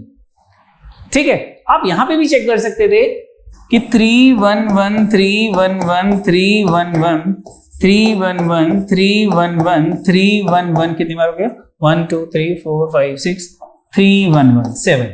अगर आप फिर चेक करो, 3 4 5 3 8 1 9 1 10 13 14 15 और 3 18 1 19, ये 19 हो गया। बाकी क्या रह गया? 1 2 5 6 7 10 11 12 और 13 + 3 16 रह गया, 3 आ गया, not multiple of 11, neither divisible by 3 nor 11। D option is the answer. ये क्वेश्चन भी इजी था अगर आपको डिविजिबिलिटी रूल आते होते। नेक्स्ट देखते हैं next question. What was the day of the week on the 15th August 1947? 15th August 1947 को कौन सा डे था? जब भी हमने एक कैलेंडर का क्वेश्चन किया था तो हमने अपनी डेट को 3 पार्ट्स में डिवाइड किया था। एक तो सेंचुरी अलग कर दी, एक कंप्लीट ईयर्स अलग कर दिए और रिमेनिंग पार्ट 15th अगस्त 47th ईयर का ये अलग कर दिया। तो 1900 में इस कितने ऑड डेज होते हैं? इससे पहले लीप ईयर सेंचुरी 1600 में थी, इसमें 300 ऐड कर लिया, 1600 में 0 ऑड डे, 300 में 1 odd day, total 1 odd day आ गया। 46 जो रिमेनिंग पार्ट था इसमें हमने लीप ईयर्स ऐड करने थे। 46 को 4 से डिवाइड किया, 11 आ गया, इसको मैं 11 प्लस कर लेते हैं, ये मेरे पास आ जाएगा 57। 57 को 7 से डिवाइड कर लो, ऑड डेज आ जाएंगे 7 8 का 56, 1 ऑड डे यहां आ गया। 47th ईयर 15 अगस्त तक चलते हैं, 15 अगस्त तक, जैन में 3 ऑड डेज, फेब में 0 क्योंकि नॉन लीप ईयर है, मार्च में 3, अप्रैल 2, मई 3, जून में 2 हो गए, जुलाई में 3 हो गए, और अगस्त 15 तक जाना है तो यहां पे 1 आ गया। ठीक है, 15 डिवाइड बाय 7 1 आ गया। प्लस कर लेते हैं, ये 7 के मल्टीपल पे कटिंग कर लेते हैं, 3 2 5 5 और 2 7 कट हो गया, 3 3 6 और 1 7 ये भी कट हो गया, 3 रह गया यहाँ पे 3 ऑड डेज आ गए, तो 3 + 1 4 + 1 5 आ गया। और अगर 1 आता है तो Monday, 2 for Tuesday, 3 for Wednesday, 4 for Thursday, 5 for Friday, यानी कि 15th August 1947 was Friday, that is given in C option, that is the answer. तो सी ऑप्शन बच्चे हमारा आंसर है। ठीक है बच्चे, नेक्स्ट देखते हैं। नेक्स्ट क्वेश्चन है हमारे पास, on your travels you meet an old man on the side of the road holding 3 cards from a standard deck face down। 3 cards हैं एक old man के पास, ठीक है, और you ask him what the 3 cards are, he tell you, क्या कहा उसने 3 cards के बारे में? To the left of a queen there are 1 or 2 jacks left of the queen। अगर ये क्वीन है तो क्वीन की लेफ्ट साइड पे या तो 1 जैक है या 2 जैक है, या तो 1 जैक है या क्वीन की लेफ्ट साइड पे 2 जैक्स है, दोनों में से कोई एक ही कंडीशन सेटिस्फाई होगी। To the right of the jack 1 और 2 jacks, to the right of the jack कि एक जैक है, उसकी राइट साइड पे, अगर मैं इस जैक को कंसीडर करता हूं, ये जैक है, इसकी राइट साइड पे या तो 1 जैक है या 2 जैक है, तो एक जैक तो सेटिस्फाई हो रहा है। अगर मैं 2 जैक बना दूं तो क्वीन की कोई पोजीशन नहीं आ सकती, ठीक है। तो ये कंडीशन जो है कि हमारे पास या तो जैक है, उसकी राइट साइड पे 1 जैक है या 2 जैक है, तो एक जैक की ये कंडीशन होगी और 2 जैक्स के लिए ये होगी, लेकिन 3 कार्ड्स हैं तो इन दोनों में कुछ भी कॉमन नहीं है। ये मेरे पास कंडीशन हो सकती है कि जैक जैक क्वीन हो सकते हैं, पहला जैक फिर क्वीन, ठीक है। जैक जैक जैक नहीं हो सकते क्योंकि क्वीन की एक क्वीन भी है, 3 ही कार्ड हैं, तो इसमें क्वीन कोई भी नहीं है, और क्वीन की लेफ्ट साइड पे 1 या 2 जैक्स हैं, तो दिस इज नॉट ट्रू। और जैक की राइट साइड पे अगर मैं इस जैक की राइट साइड पे मैं कोई जैक नहीं है, इस जैक की बात होती है कि जैक की राइट साइड पे 1 जैक या 2 जैक है, तो 1 जैक सेटिस्फाई हो रहा है, ये भी ट्रू है। तो मेरे पास ये 3 कार्ड्स हैं, जैक जैक एंड क्वीन, ठीक है, इसी ऑर्डर में। नेक्स्ट क्या कहा इसने, to the right of the jack 1 और 2 जैक्स, यहां तक तो हो गया। To the right of the club, अब ये क्लब की बात कर रहा है, to the right of the club, अगर मैं ये क्लब का कार्ड बना लूं, to the right of the club 1 और 2 डायमंड्स, कि इसकी राइट साइड पे या तो 1 डायमंड है या 2 डायमंड्स, 1 डायमंड और 2 डायमंड्स, ठीक है। नेक्स्ट क्या कहा था इसने, to the left of the diamond 1 और 2 डायमंड्स हैं, 1 और 2 डायमंड्स, ठीक है।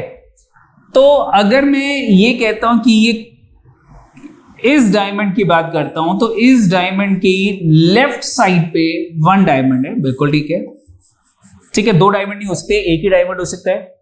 लेकिन अगर मैं इस डायमंड की बात करता हूं कि इस डायमंड की लेफ्ट साइड पे एक डायमंड है, तो ये क्लब, ये भी तो डायमंड हो सकता है, ये कंडीशन तो हो सकती है, यानी कि या तो मेरे पास ये कंडीशन होगी क्लब डायमंड डायमंड या डायमंड क्लब डायमंड, क्योंकि उसने इमीडिएट लेफ्ट की बात नहीं की है।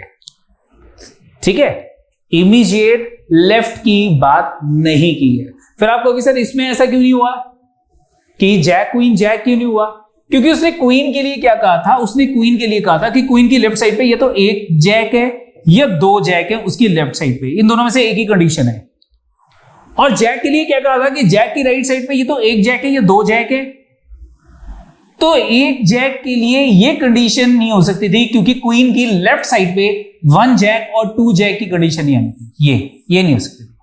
ठीक है, ऑप्शंस भी देख लेते हैं कि मेरे पास एक तो जैक जैक क्वीन है, जैक जैक क्वीन, तो डायमंड की जैक, क्लब का जैक और डायमंड की क्वीन, तो ये आंसर होगा।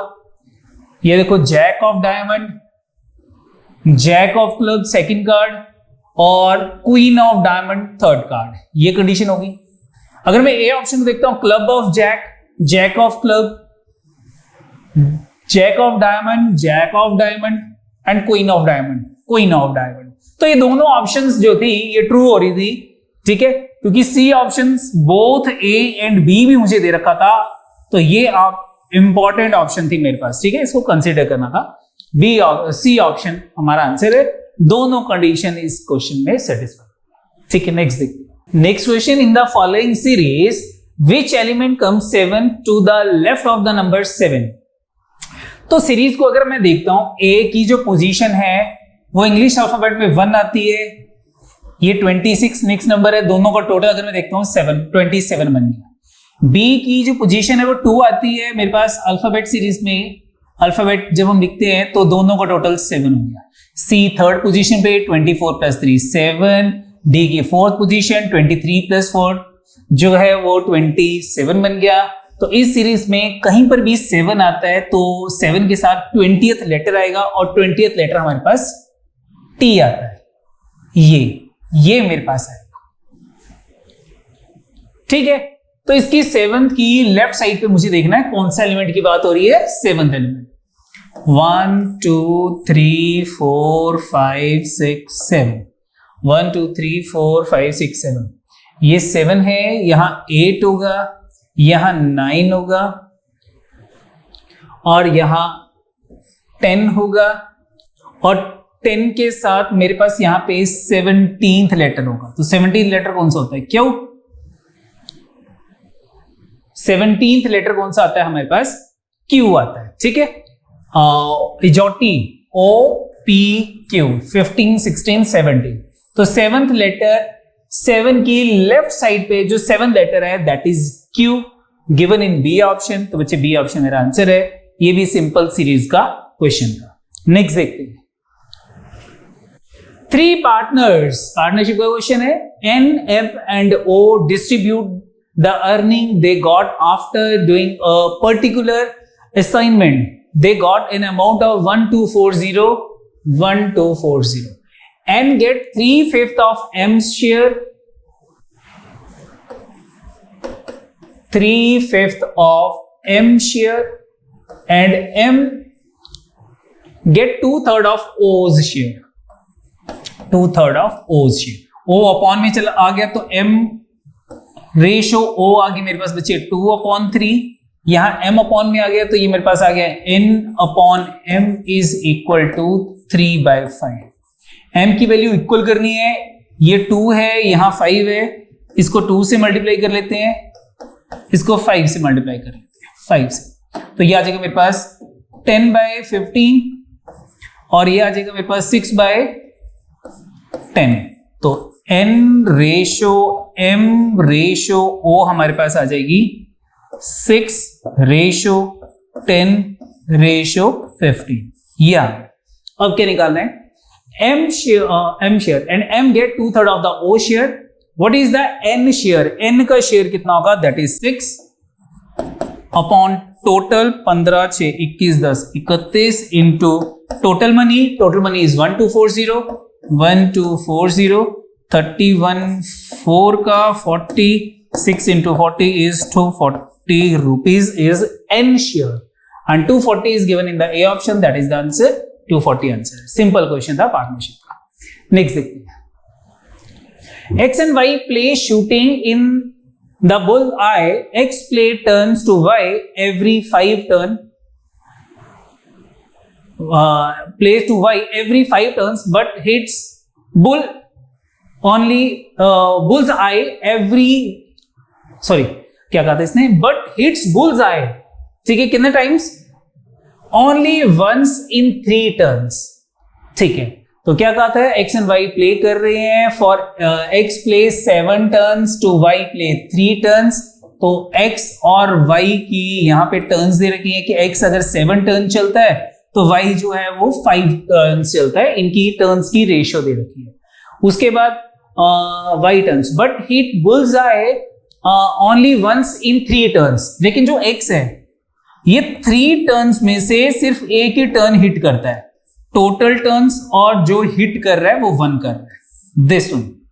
And Y hits bulls I every alternate.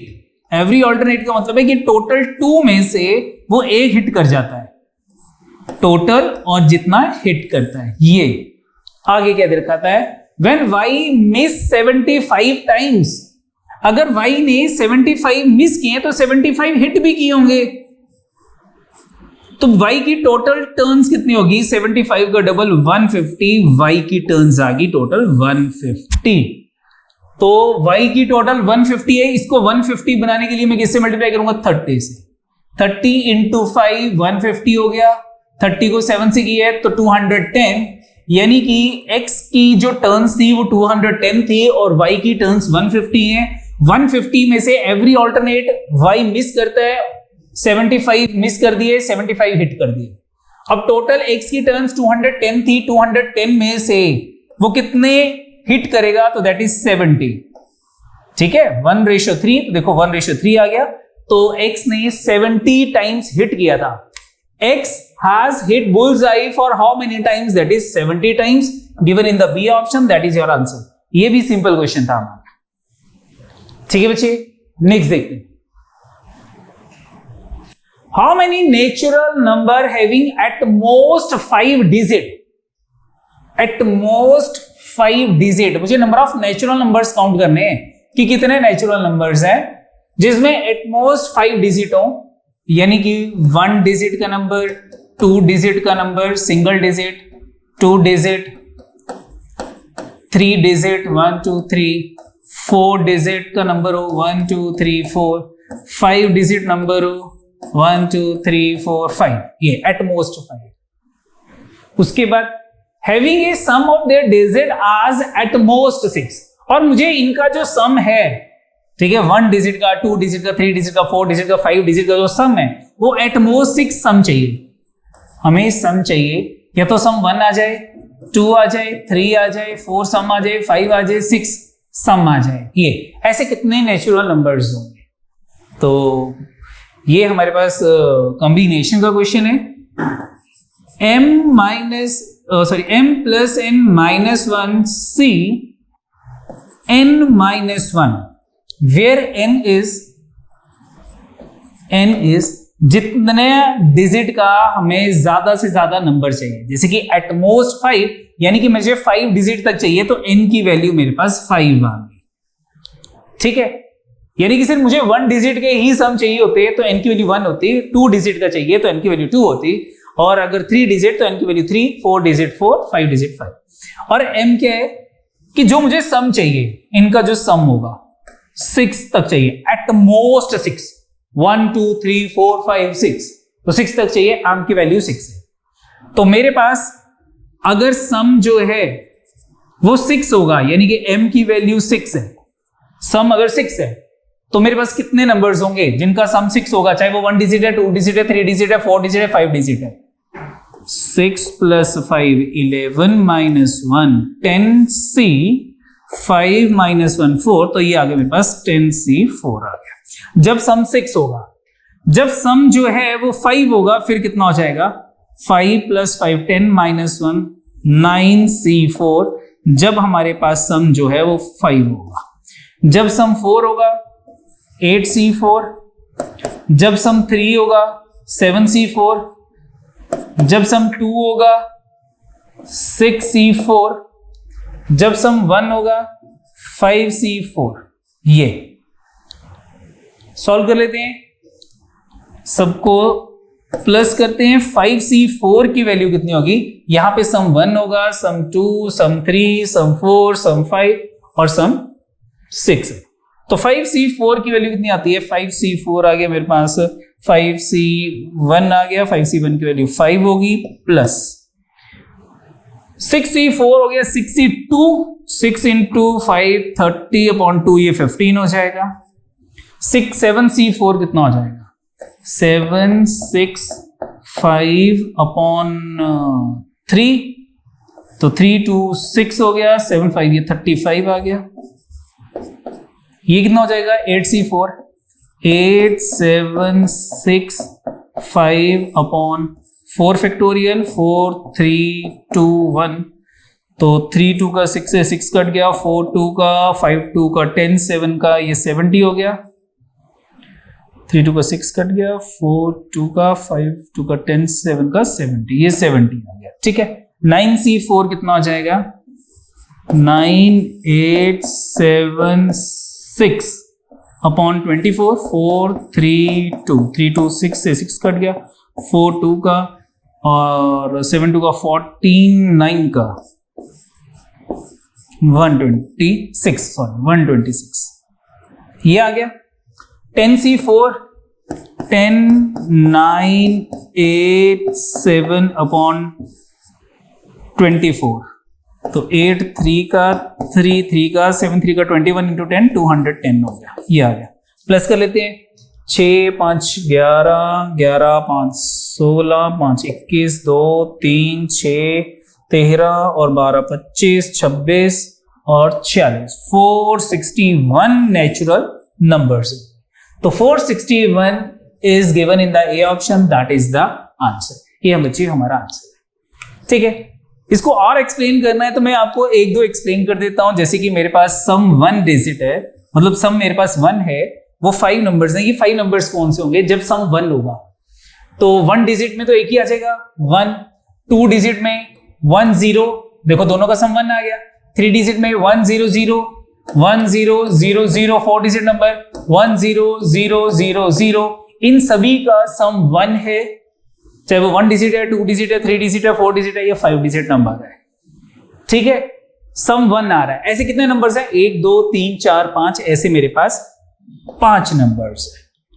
अब सम 2 होना चाहिए, ये 2 वाला भी बता देता हूं, बाकी आप फार्मूला ही करोगे क्योंकि 35 70 126 210 निकालना मुश्किल है। तो मेरे पास सम जो है 15 आ जाए। अब सम 2 होना चाहिए, तो 1 डिजिट में कितना कौन सा होगा, इसको मैं इरेज कर देता हूं।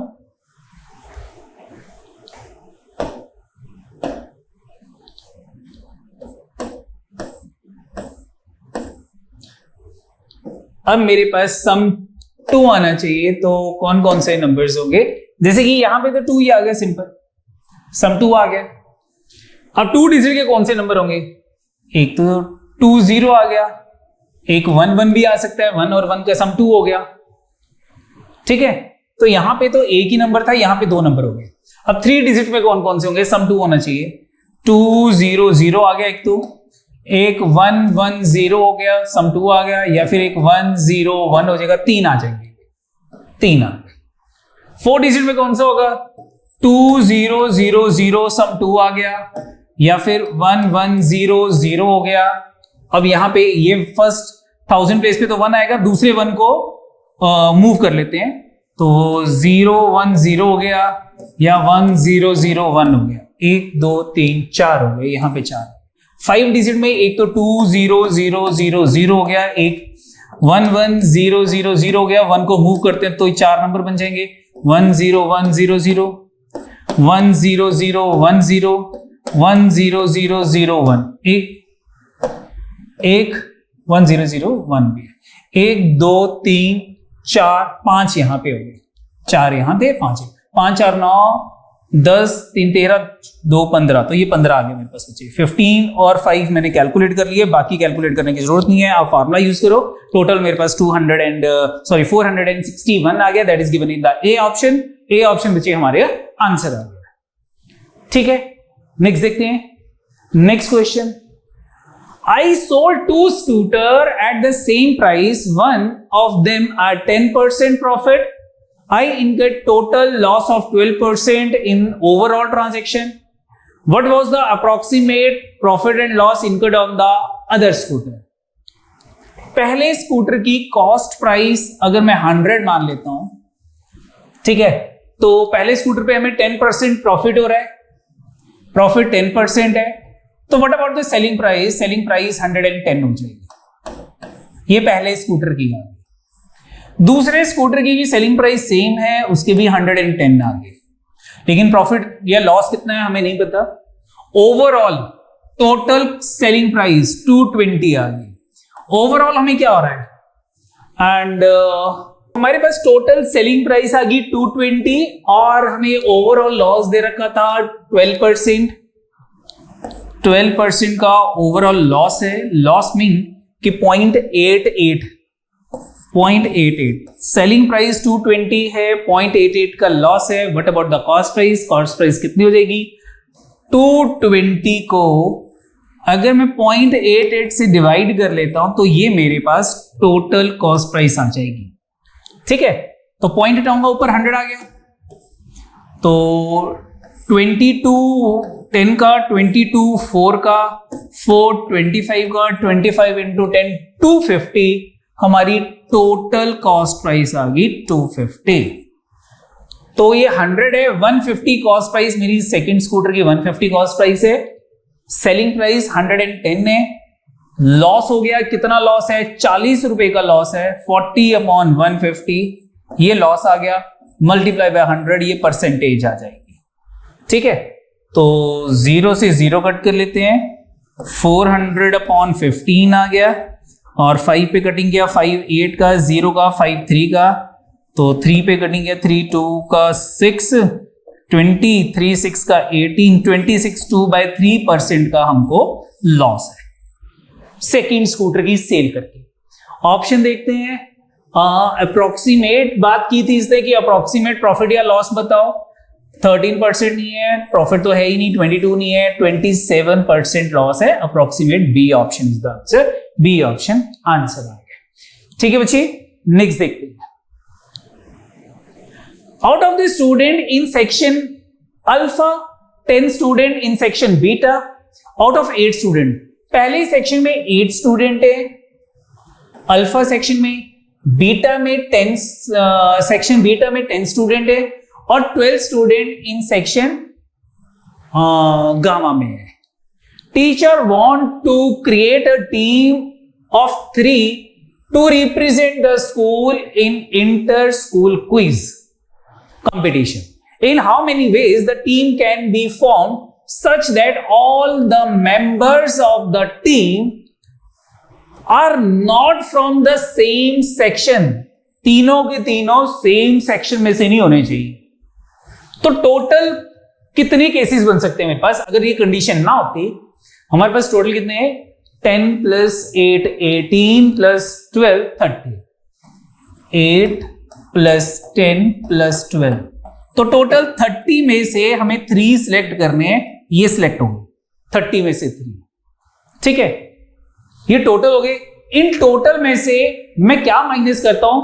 When all are from section alpha, when all are from section beta, when all are from section gamma, ये माइनस कर लो। यानी कि सारे के सारे अगर ए सेक्शन अल्फा सेक्शन में से सिलेक्ट हो जाते हैं, ये केस माइनस कर लिया। सारे के सारे बीटा में से सिलेक्ट हो जाते हैं, ये भी माइनस कर लिया। सारे के सारे गामा में से सिलेक्ट हो जाते हैं, ये केस भी माइनस कर लिया। रिमेनिंग मेरे पास वो केसेस रह जाएंगे when all the 3 students are not selected from the same section. 2 हो सकते हैं एक सेक्शन से, बट तीनों नहीं हो सकते एक सेक्शन से, ठीक है। सॉल्व कर लेते हैं। 30C3 की वैल्यू कितनी होगी? 30 × 29 × 28/3 × 2 × 1 यानी कि 6 फैक्टोरियल। तो 6 × 5 30 हो गया। 29 और 28 को मल्टीप्लाई करते हैं। 29 × 28, 9 8 7 2 7 8 16 9 18 34, 34 और 7 41, 2 2 का 4 + 4 8, 812 × 5, तो ये आ गया 40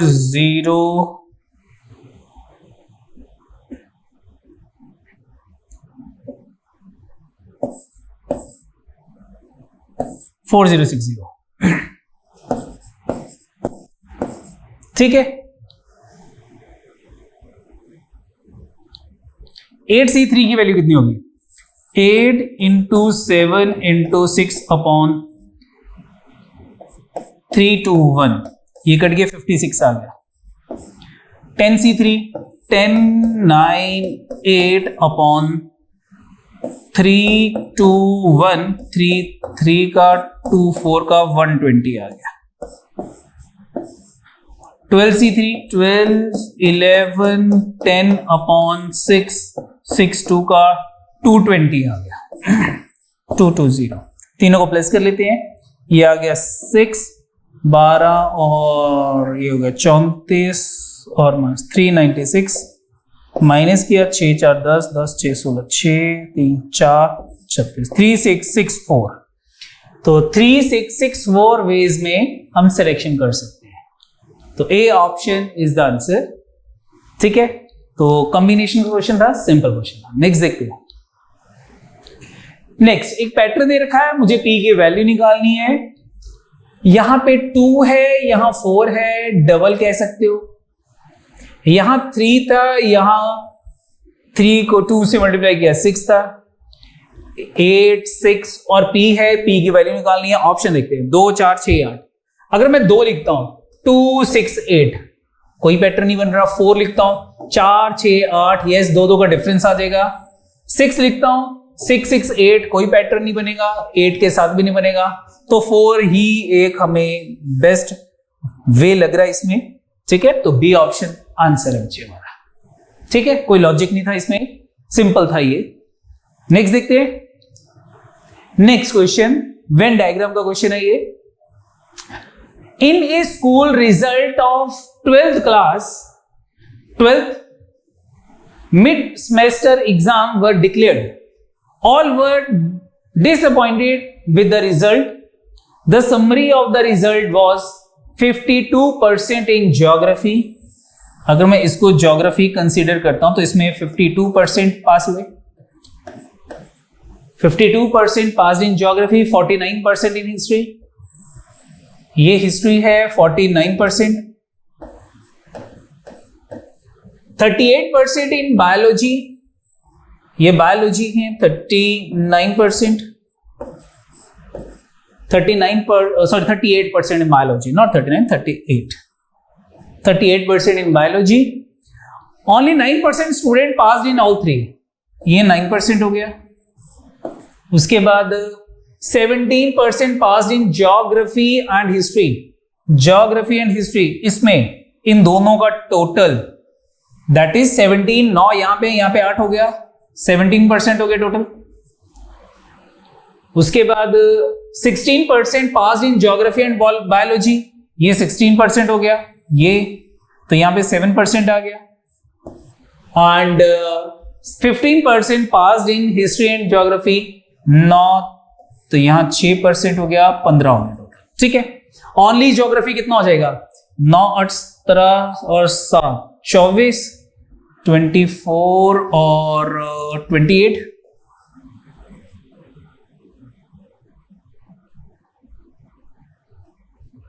28%। इधर कितना हो गया? 9 6 15 8 23, 23 माइनस कर लेते हैं, यह आ जाएगा 6 2 26%। यहां कितना हो जाएगा? 15 7 22, इसमें से 22 माइनस कर लेते हैं, 16%। 16%। ये आ गया मेरे पास टोटल कर लेते हैं। यहाँ 52 है, 52 प्लस 6 6 2 8 5 2 78 और 16 6 22 22, टोटल 100% आ गया। आउटर पे 0% है। ठीक है, और मुझे यहाँ पे गिवन था कि जो स्कूल है इसमें all the who took the exams. ठीक है, number of students took the exam is 300, total 300 student ने एग्जाम दिया था। तो 28% of 300 passed in only geography, ये चीज की पर है। क्वेश्चन देखते हैं, सबसे पहला क्वेश्चन इससे related, how many student passed in geography only. तो ज्योग्राफी ओनली में 28%, किस वैल्यू का? 300 का। 300 into 28%, zeros और zeros eliminate. 3 8 24 2 3 2 का 6 plus 2 84. 84 student passed in only geography. Simple question था. Next देखते हैं. Find the ratio of the student passed in geography only to the student passing in biology only.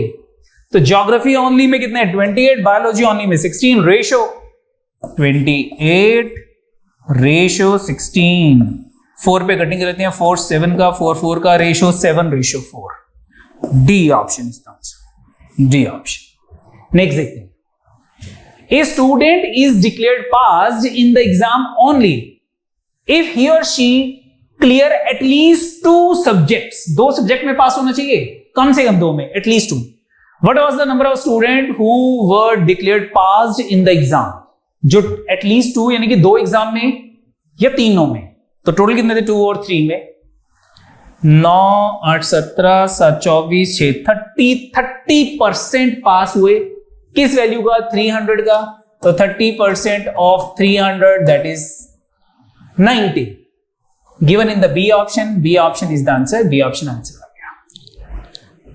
What is the ratio of the student who pass in exactly one में? Only geography, only biology, only history and exactly 2 subject में. इनकी ratio चाहिए मुझको, exactly 1 and exactly 2. तो exactly 1 में कितने हैं? 28 plus 16 plus 26. तो ये 54 हो गया. 54 प्लस 6 60 प्लस 10 70 हो गया एग्जैक्टली 1 में. एग्जैक्टली 2 में 7 6 13 और 8 नहीं सॉरी 7 8 7 15 6 21. 13 और 8 21 ये आ गया 21. ये रेशो आ गई. तो 7 10 का 7 3 का रेशियो 10 रेशियो 3 है. 10 ratio 3 is given in C option. तो बच्चे सी ऑप्शन हमारा आंसर आ गया. तो ये जो वेन डायग्राम का क्वेश्चन था, इजी क्वेश्चन था, मुश्किल नहीं. ठीक है, नेक्स्ट देखिए. हाँ जी बच्चे, नेक्स्ट ये क्वेश्चन है हमारे पास. एक सेटिंग अरेंजमेंट का क्वेश्चन है. बहुत सारी चीजें दे रखी हैं. एक स्क्वायर टेबल है, उसके राउंड जो था वो बिठाना था, उनको अरेंज करना था. कईयों के फेस आउटर साइड पे थे, इनर साइड पे थे, और उनके प्रोफेशन भी दे रखे थे. ठीक है, तो इस क्वेश्चन, ये जो क्वेश्चन था ये सबसे टफ क्वेश्चन था इस रीजनिंग में, नायब तहसीलदार में. तो आई थिंक ये मोस्टली सभी का क्वेश्चन नहीं हुआ होगा. नेक्स्ट वीडियो में हम इसको सॉल्व करके आपके पास डालेंगे. इसके 3-4 ऑप्शंस हमारे पास बन रही है और कोई मैच नहीं कर रही है ऑप्शंस. तो नेक्स्ट टाइम इसको डिस्कस करते हैं. आज के लिए इतना बहुत अच्छी. Thank you, bye bye and all the best for your result.